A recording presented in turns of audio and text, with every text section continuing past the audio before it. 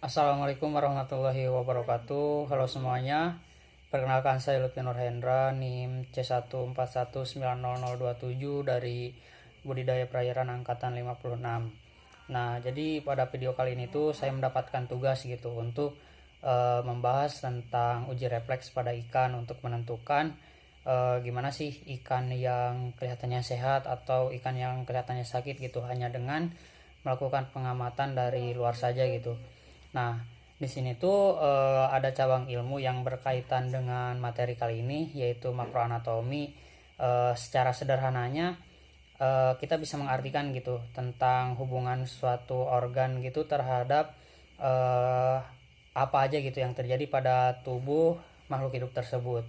Nah, pada kesempatan kali ini saya mengambil objek penelitian yaitu ikan.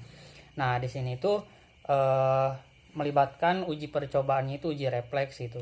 Yang pertama dengan uji kejutan, kemudian melihat bagaimana ketika ikan ditangkap, terus melihat bola mata ikan, terus dari keberadaan ekor ikan itu seperti apa.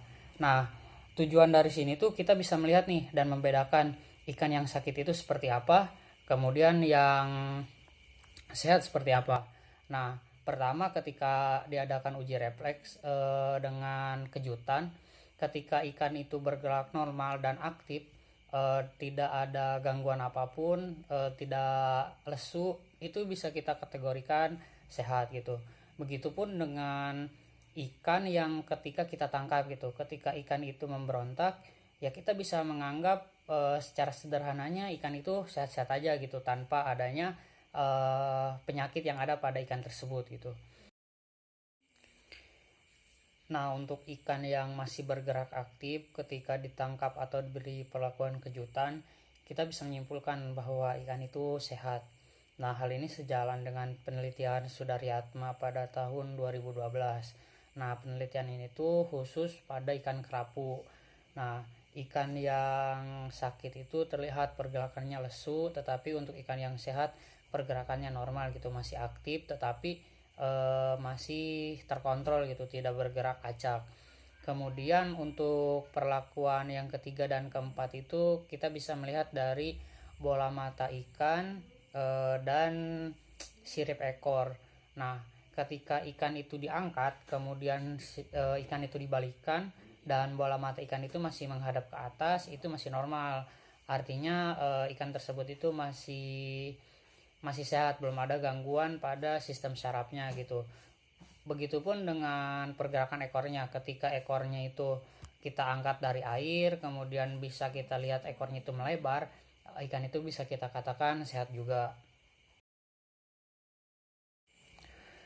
Akan tetapi itu semua tidak bisa kita simpulkan secara cepat gitu. Kita juga perlu mengamati faktor internal dari ikan itu sendiri. Bisa jadi ada beberapa organ yang rusak kemudian tidak berfungsi dengan maksimal gitu. Bisa saja dari insang ataupun organ yang lainnya. Nah, tetapi ketika emang ikan itu terserang penyakit gitu, kita bisa membedakan nih dari luarnya saja. Bisa jadi warna tubuhnya itu yang berubah warna atau ada luka-luka gitu di tubuh ikan tersebut. Nah, penyebab dari penyakit ini tuh banyak gitu. Ada penyebab dari faktor lingkungan gitu sehingga adanya bakteri gitu yang bisa mengganggu kehidupan ikan itu, atau faktor dari ikan itu sendiri gitu, dari genetiknya bisa juga. Nah, kemudian di sini tuh dijelaskan juga gitu dari penelitian ini tuh kalau kalau ikan yang sakit itu bukan hanya di pergerakannya saja tetapi dari nafsu makannya gitu yang berkurang. Bisa saja itu juga menjadi indikator bahwa ikan itu kurang sehat. Sekian penyampaian dari saya, semoga bermanfaat. Mohon maaf bila ada kesalahan. Wassalamualaikum warahmatullahi wabarakatuh. Salam lestari.